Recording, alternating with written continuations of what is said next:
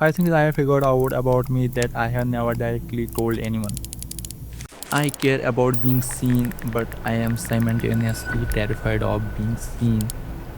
Okay, this one shows up everywhere. I want people to see my videos. I want clients to notice my work. I want my writing read. I want my brands to grow. I want to become a confident person. I want to make films, blah blah. But then there's this requiring hesitation around filming publicly, posting imperfect work, approaching people, pitching strangers, showing my face, work, or simply putting something out before it feels steady. That contradiction reveals something pretty specific. I don't necessarily fear failure as much as I fear being witnessed while failing. Those are very different fears.